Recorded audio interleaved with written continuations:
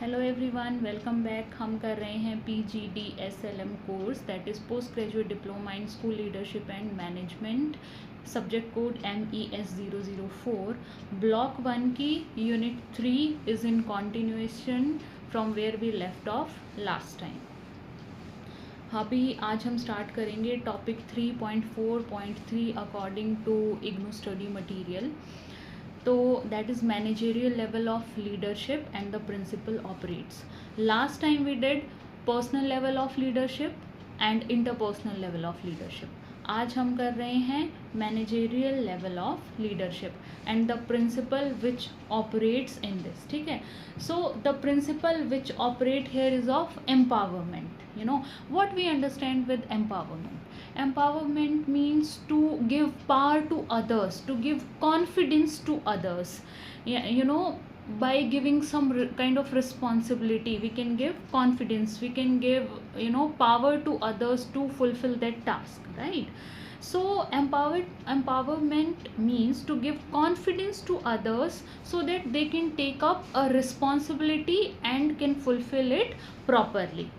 So it includes skilling of people and delegating the task. यानी अगर हम अपने स्टाफ मेंबर्स को कोई स्किल सिखा पाएँ या जो उनकी ऑलरेडी स्किल है जो टीचिंग की उसको और शार्पन कर पाएँ, और अगर हम उनको टास्क डेलीगेट करेंगे तो it means we are empowering our team.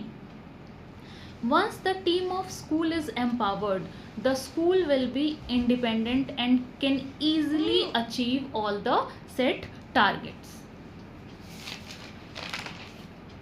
So as a head teacher, we should believe that कि our teachers and the staff are the most important resources of our organization. First thing.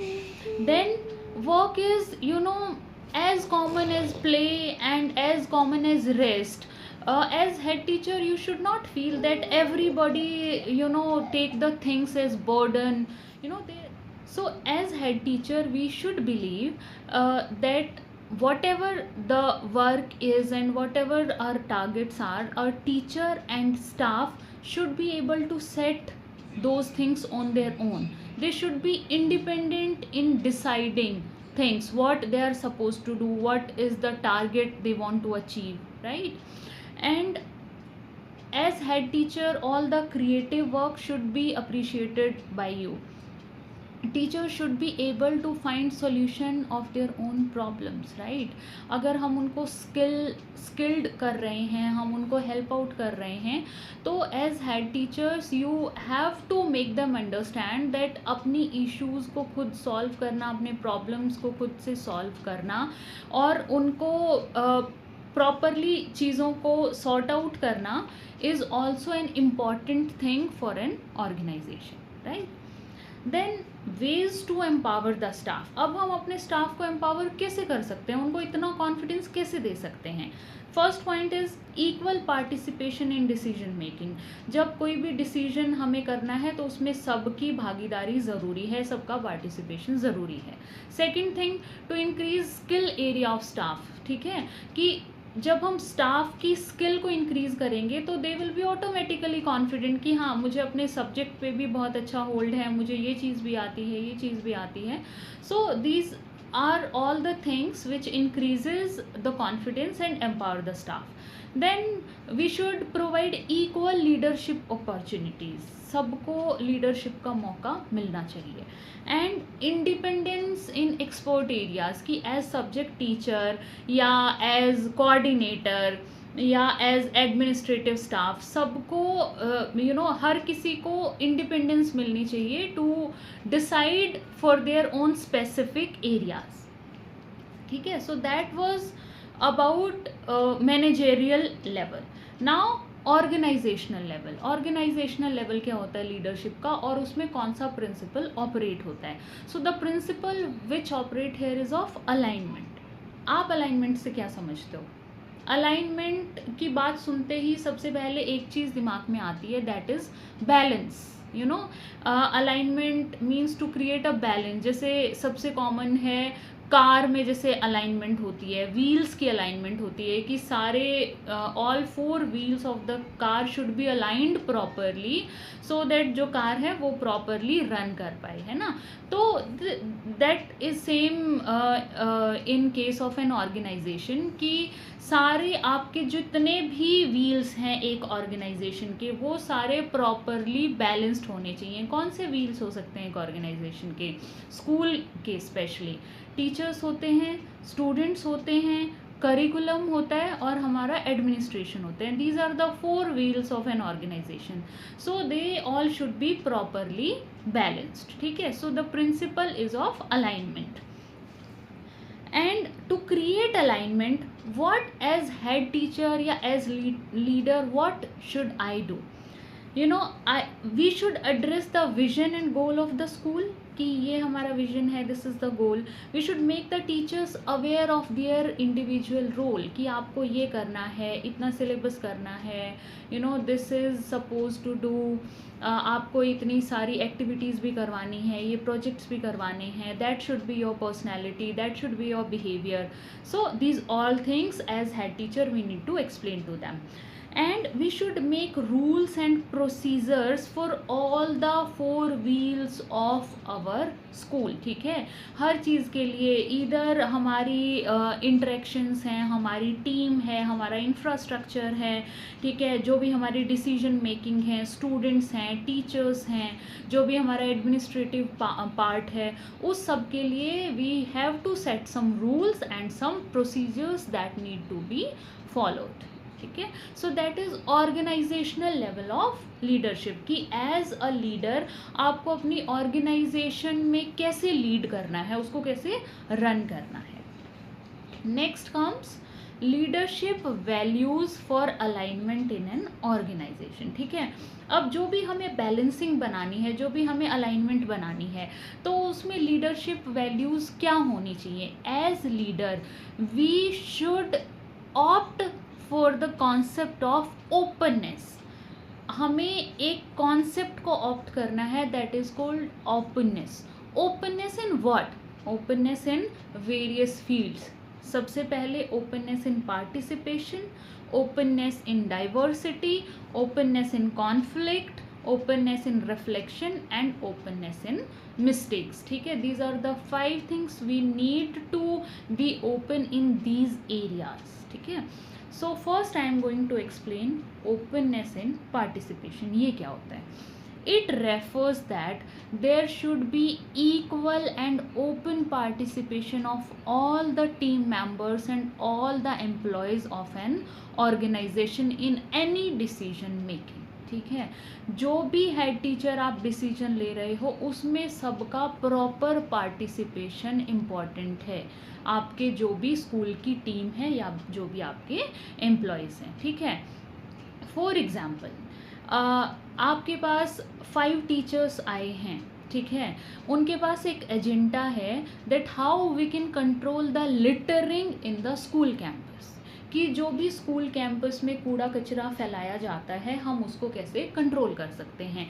तो 5 staff members आए हैं उस चीज़ को लेकर कि these are the ways.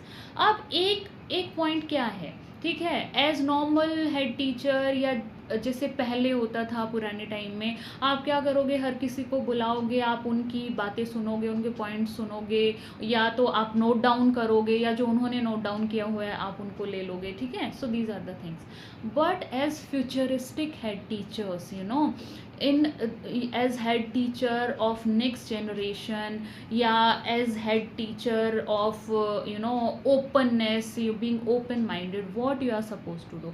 अब आप कैसे इसको सॉल्व करोगे? आपको क्या करना है, आपको इक्वल पार्टिसिपेशन दिखानी है उनकी। कैसे? आप कहोगे कि नहीं, all 5 of you go back, what you are suppose to do. जिसने जो जो पॉइंट्स लिखे हैं, आपने 5 पॉइंट लिखे हैं, आपने 3 लिखे हैं, आपने 1, आपने 2, जिसने जो पॉइंट्स लिखे हैं, you talk to each other, communicate with each other, उन सब पॉइंट्स को इकट्ठा करो, उसके कुछ कॉमन पॉइंट्स निकालो, उनके क्या प्रोज एंड कॉन्स हैं वो डिस्कस करो, and make a new agenda, make a presentation and then come to me, ठीक है। तो उससे क्या होगा, आपका बहुत सारा टाइम सेव हो जाएगा, ठीक है, अब आप सिर्फ एक प्रेजेंटेशन देखोगे जिसमें उन पांचों लोगों के व्यूज दिए गए हैं, राइट। और क्या होगा कि इक्वल पार्टिसिपेशन हो गई, all 5 of them will understand that they all are equally important, उन सब के थॉट पॉइंट इम्पॉर्टेंट हैं, उन सब का परसेप्शन एंड व्यू इम्पॉर्टेंट है।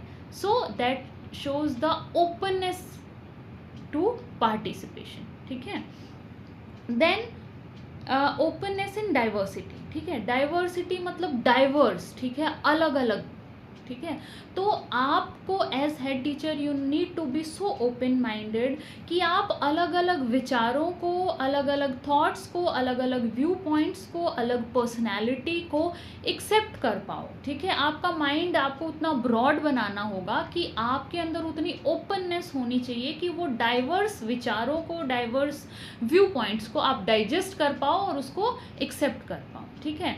For example staff meeting is going on और उसमें एक पॉइंट आया है कि क्यों ना स्कूल कोई जो स्कूल बसेस होती हैं वो ओन कर ले, या वो हमारी अपनी स्कूल की बसेस हम खुद खरीद लें, ठीक है। तो at once there is one financial adviser of your school who says कि नहीं नहीं दिस इज़ नॉट पॉसिबल, हमारे पास इतना फाइनेंस अवेलेबल नहीं है, इतना बजट नहीं है, this will be very costly, ठीक है। तो ये एक इंसान का अपना पर्सनल व्यू पॉइंट हो गया। Then there is some other teacher who is saying कि नहीं ये तो बहुत अच्छा है, स्टूडेंट्स के लिए कम्यूट करना बहुत इजी हो जाएगा and it is very good, बहुत सारा स्टूडेंट्स का टाइम भी सेव हो जाएगा, ठीक है। This is second view point. Then there come third teacher जो अपना व्यू पॉइंट दे रहा है कि नहीं वैसे तो ठीक है, बट व्हाट इफ़ हमें अच्छे ड्राइवर्स नहीं मिले, कोई मिस हैपनिंग हो गई, कोई एक्सीडेंट हो गया, तो अगर ये हो गया तो who will be responsible for that, ठीक है। So there are 3 teachers and 3 different view points, right. क्योंकि एज हेड टीचर आपके भी सारे व्यू पॉइंट नहीं हो सकते, आप एक इंसान हर तरीके से नहीं सोच सकता है। कई बार हमारी जो थिंकिंग है, वो हमारा जो माइंड है उस टाइम पर जितना काम कर रहा होता है वो लिमिटेड होता है, ठीक है। So we should be open to diversity, diversity of thoughts, diversity of view points. तो एज हेड टीचर आपको उसमें ओपननेस दिखानी हो। Then there come third point, that is openness in conflict. Conflict means किसी भी तरह का वाद विवाद, ठीक है। As head teacher, your teachers and your staff member should understand that how to resolve the conflict in a healthy manner.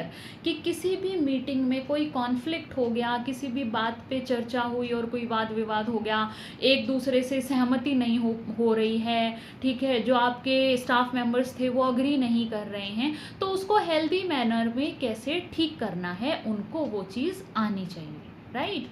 And you should be open to that conflict. क्यों open होना है? क्योंकि कॉन्फ्लिक्ट से sometime नए ideas आते हैं, ठीक है। कॉन्फ्लिक्ट हो क्यों रहा है कि जब 2 3 4 लोग अपनी बात कह रहे हैं पर वो अलग अलग बात कह रहे हैं और वो एक सिंगल पॉइंट पे उनका अग्रीमेंट नहीं हो पा रहा है, तो that's how the conflict arises, right. So futuristic head teachers appreciate conflict and reach to other members to so that they come up with new ideas, ठीक है। बट लेटर ऑन आपके स्टाफ मेंबर्स को उस conflict को healthy manner में resolve करना भी आना चाहिए, ठीक है। Then openness to reflection. Reflection as in unit second में भी आई थिंक मैंने आपको एक्सप्लेन किया था। Reflection is like self introspection या सेल्फ अवेयरनेस, ठीक है। तो as head teacher our school should value the employees who reflect on their own behavior and on their personality and who are who create self awareness, ठीक है। तो आपको उन staff members को वैल्यू करना होगा। अगर किसी चीज़ को ये रिफ्लेक्शन का नहीं पता है या सेल्फ इंट्रोस्पेक्शन का नहीं पता है तो आपको उनको समझाना पड़ेगा, उनको गाइड करना पड़ेगा, because we should encourage this habit of self introspection, ठीक है। सो क्यों करनी है, हमें क्यों बनाना है लोगों को सेल्फ अवेयर, ठीक है। Because many of times there are people who just think कि नहीं मुझे तो सब कुछ आता है, as teacher I am perfect and everything. ऐसा जबकि नहीं होता है, हर किसी को हर कुछ नहीं आता है। समय समय पर हमें अपनी पर्सनैलिटी को जज करना चाहिए, एक बार उसमें लुकआउट करना चाहिए, वेयर आई एम लैकिंग, ठीक है, क्या मेरा ये कॉन्सेप्ट अच्छा है, जो मैं पढ़ाने का तरीका इस्तेमाल कर रही हूँ वो ठीक है या वो नहीं ठीक है, मेरा बिहेवियर स्टूडेंट्स के साथ अच्छा है या मेरी एंटायर टीम के साथ मेरा बिहेवियर कैसा है। तो हर टीचर को अपने अंदर ये क्वालिटी इनकलकेट करनी होगी कि सो दैट उनके अंदर ज़्यादा से ज़्यादा सेल्फ अवेयरनेस आ पाए। तो कौन करेगा, and head teacher will help out in this, ठीक है। और जो ऑलरेडी जो टीचर्स ये कर रहे हैं, जिनके अंदर सेल्फ अवेयरनेस है, तो you should be open minded to their ideas and whatever their introspection is about themselves, ठीक है। और अगर वो कहीं lacking हैं, वो आपको बता रहे हैं, तो you should be able to resolve their issues. And good leaders separate the person from the issue. Yes, this is very important. As a good leader, अगर कोई प्रॉब्लम है तो वो आपको उस पर्सन से नहीं होनी चाहिए, ठीक है। अगर किसी ने कोई अपनी प्रॉब्लम या कोई इशू है तो वो उसके उस स्पेसिफिक बिहेवियर से आपको इशू हो सकता है, या उसकी उस कंप्लेंट से हो सकता है। If somebody is not able to teach good, तो वो एक उसकी जो उसकी कैरेक्टर है उससे इशू हो सकता है, बट एज पर्सन आपको कभी ग्रजेस नहीं रखने चाहिए, right. Head teacher should create the environment of safety in the staff and in the organization. They should be able to develop capacity to challenge their own thinking, ठीक है। जो as head teacher मैं सोच रही हूँ, ऐसा नहीं है कि वो बिल्कुल सही है। I should be open to challenge my own thinking also. There are many people who have many best ideas rather than me, तो I should be open to that. Then openness to mistakes, ठीक है। अभी आज के दिन हम बच्चों को क्या सिखाते हैं, that yes you are free to do mistakes but you have to learn from them, ठीक है। And mistakes are proof that we are trying, ठीक है। So as head teacher and as futuristic head teachers, we say that employees should acknowledge mistakes and should learn from them, ठीक है। At least किसी staff member ने कोई गलती करी है तो उसको वो एक्नॉलेज करना आना चाहिए कि येस ये मिस्टेक मुझसे हो गई and next time it will not happen and I will learn from this mistake, ठीक है। Head teacher should understand that all questions don't have perfect answers, ठीक है। आपने एक बंदे से 5 क्वेश्चन पूछे हैं, यू शुड नॉट एक्सपेक्ट कि वो 5 के 5 के सही आंसर करेगा, ठीक है। This is not humanly possible. Then in fit as head teacher you should be so open minded that wrong answer sometimes can solve the complex issues. कई बार गलत आंसर से भी बहुत अच्छे नतीजे निकल जाते हैं और हम बहुत कॉम्प्लेक्स प्रॉब्लम्स को भी गलत आंसर से सॉल्व कर सकते हैं, ठीक है। So mistakes are okay to do but we should learn from them, ठीक है। So here I wind up this unit 3। ये आपके यूनिट 3 के इम्पॉर्टेंट टॉपिक्स थे जो अभी हमने किए हैं।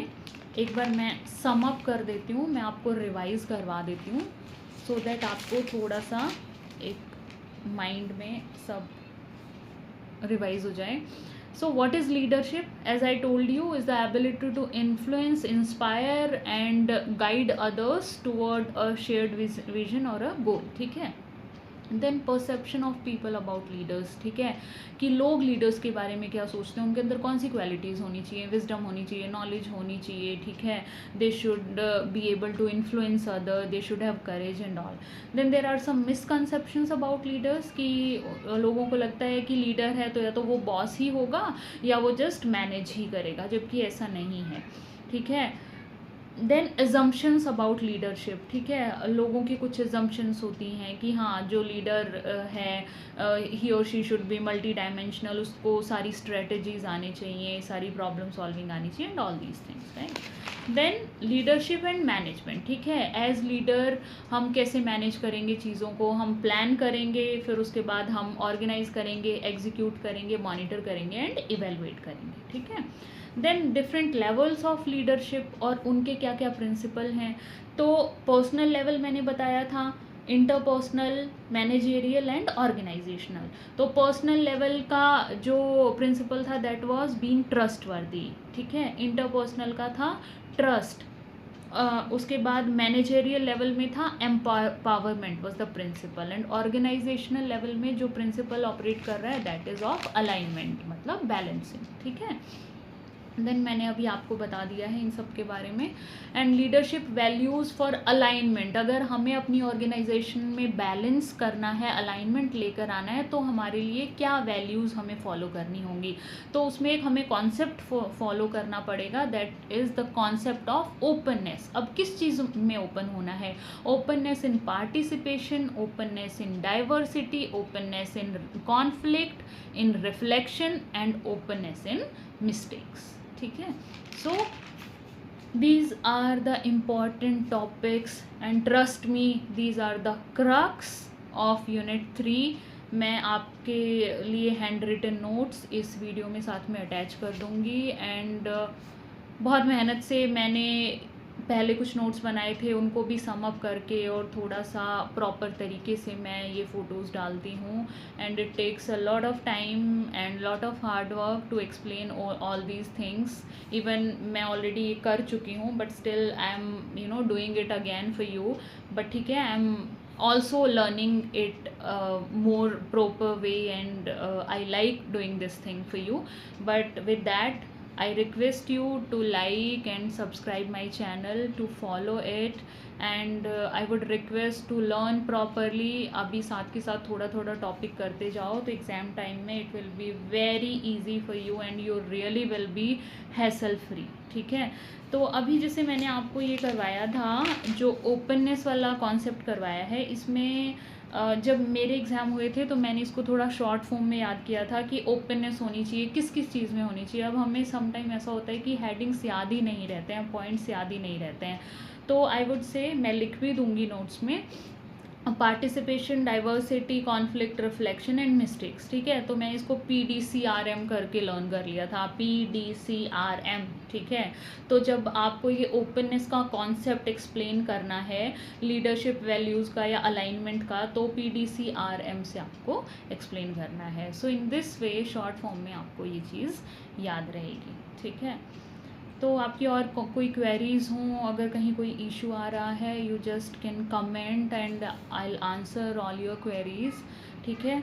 And please till then keep on learning, keep on following, and all the very best. Thank you.